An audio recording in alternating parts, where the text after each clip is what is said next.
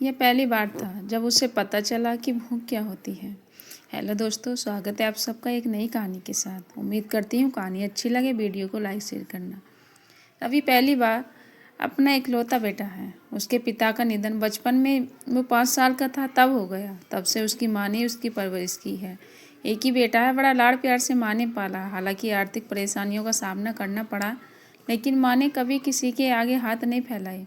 जिन्होंने बहुत ज़रूरत पड़ने पर मदद की, वो पैसे दिए, उन्हें भी समय के साथ वापस कर दिया। रवि की मौसी ने उनकी मदद की थी, सिर्फ एक ही वो उनके साथ रह रहती ही, हाल चाल जानती रहती थी, फिक्र करती थी। माँ खाना बनाने जाती, कभी इस घर में तो कभी उस घर में। आज रवि 22 साल के हो गए और माँ को काम करते थे 17 साल हो गए। ऊपर वाले की कृपा है कि इस दौरान उनकी गाड़ी चलती रही। माँ ने रवि के लिए जितना हो सका किया। रवि को डिप्लोमा की पढ़ाई करवा दी। रवि को पढ़ाई पूरी किए 1 साल हो गया, लेकिन अभी तक नौकरी नहीं लगी। माँ को अभी भी आराम नहीं है। अभी वो खाना बना रही है दूसरों के घर में। माँ ने कभी रवि पर दबाव नहीं डाला, ना ही कभी किसी विषय पर उससे बात की।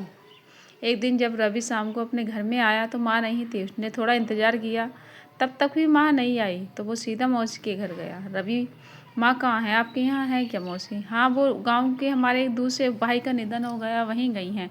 मैं भी वहाँ जा रही हूँ, तो कुछ दिन अपना ख्याल रखना। रवि माँ को कितनी बार बोला था कि एक फ़ोन ले ले, लेकिन हर बार यही कहती हैं कि चलाना नहीं आता। रवि कुछ मिनट बाद रुक कर कहता है, रवि मौसी कुछ खाने का हो तो दे दो, बड़ी भूख लगी है। माँ कुछ खाना बनाकर नहीं गई।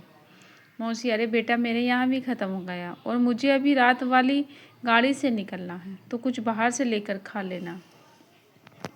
इतना कहकर मौसी जल्दी से निकल गई। रवि ने उस दिन बाहर से खाना खा लिया। उसे लगा था कि माँ 1-2 दिन में माँ आ जाएगी, इसलिए जो मन किया वो खाया। उसके पास जितने थे उसमें से आधे रुपए उसने खर्च कर दिए। अगले दिन फिर उसी में से उसके पास जितने पैसे थे वो सारे ख़त्म हो गए। उसके घर आकर सभी जगह जहाँ माँ पैसे रखती थी टटोला, डिब्बे में, कबाड़ में, लेकिन कहीं कुछ नहीं मिला।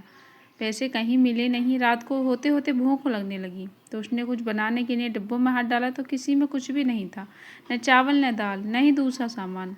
उसने यह पहले ही बार था जब राशन के डिब्बे खोले होंगे। कुछ नहीं मिलने पर उसने दोस्त के यहाँ जाकर कुछ खा कर आ गया, लेकिन उसे पता था कि पैसे चाहिए, क्योंकि रोज़ उससे कोई खिला नहीं सकता।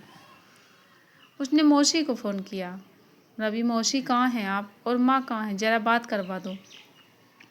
मौसी, अभी मैं ज़रा दूर से गया हूँ, कुछ काम से आई हूँ बेटा।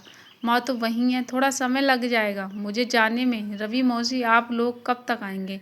4 दिन हो गए, अब तक माँ से बात नहीं हुई। मौसी, हाँ, बस 1-2 दिन ही की बात है, आ जाएंगे। रवि के दोस्त भी रवि की तरह थे। उनके बिना पैसे के भी कभी किसी दोस्त के घर खा लिया, कभी किसी के।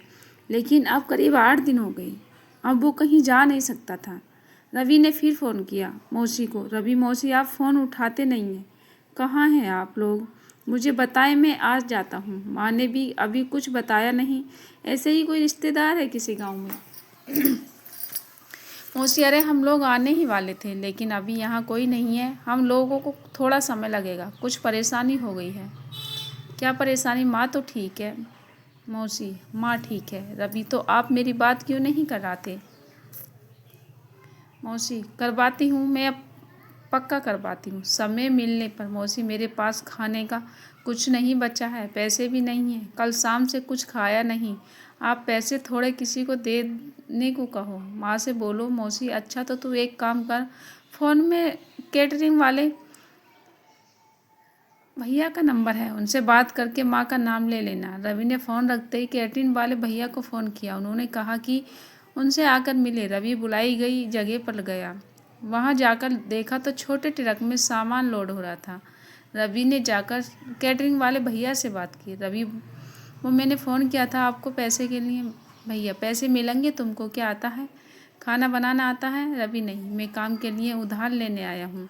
माँ को जानते होंगे आप, वापस लौटा देगी। भैया, अरे उधार नहीं मिलता, अभी जाओ, मुझे काम पर जाना है, जल्दी है। रवि को लगा कि आज भी उसे भूखा सोना पड़ेगा।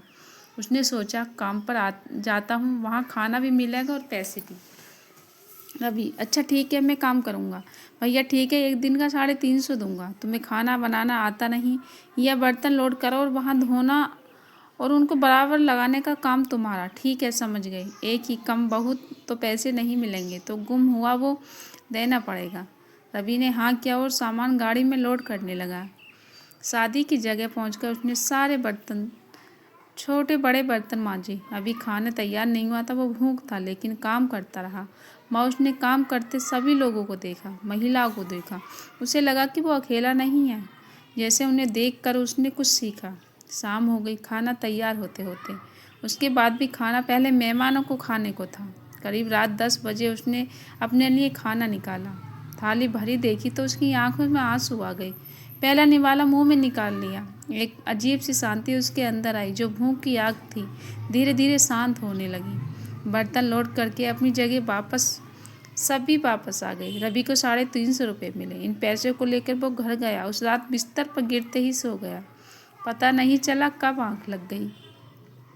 सुबह उठकर वो तैयार होने लगा। अपने सर्टिफिकेट की फाइल उठाई और घर से निकल नौकरी की तलाश में। पैसे थे, लेकिन अब खर्च करने का मन नहीं कर रहा था, क्योंकि उसे पता चल गया था कितनी मेहनत से आया है। शाम को जब वो घर पहुंचा तो माँ घर आ गई थी। उसने देखते ही माँ को गले लगाया। माँ भी रोने लगी। कभी इतने दिनों तक दूर जो ना रही। माँ कैसा है, कहाँ गया था, खाना खाया कि नहीं? रवि, ठीक हूँ। तुम्हारे लिए एक खुशखबरी है, मुझे एक छोटी सी नौकरी मिल गई। यह सुनकर माँ बहुत खुश हुई। मौसी आई तो माँ ने उसे देखते ही कहा,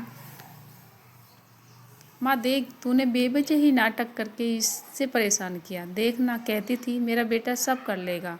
देख, काम ढूंढ लिया। रवि सब समझ गया। उसे पता चल गया कि मौसी ने ये सब क्यों किया। उसकी आंखें खोलने के लिए, उसे यह बताने के लिए कि उसकी माँ ने कितनी मेहनत की, उसे पढ़ाया ताकि वो यह सब ना देखे। कभी उसे भूखा नहीं होती यह पता भी नहीं चलने दिया। उसने जाकर मौसी के पैर पकड़े। मौसी, बस मुझे फिक्र थी। अब तेरी आंखों में ये आंसू देखकर मुझे संतोष मिला। तेरी माँ जहाँ काम करती थी वो भी छूट गया था। परेशान थी, तुझे बताया नहीं। इतने सालों से कभी पैसे नहीं मांगे, लेकिन मांगने आई तो मुझे लगा यह सब करना ज़रूरी है। रवि अब काम करने लगा, धीरे धीरे आगे भी बढ़ रहा था। माँ को उसने काम करने को बिल्कुल मना कर दिया। मौसी के छोटे से नाटक ने जिंदगी की उसे एक बड़ी सीख मिली।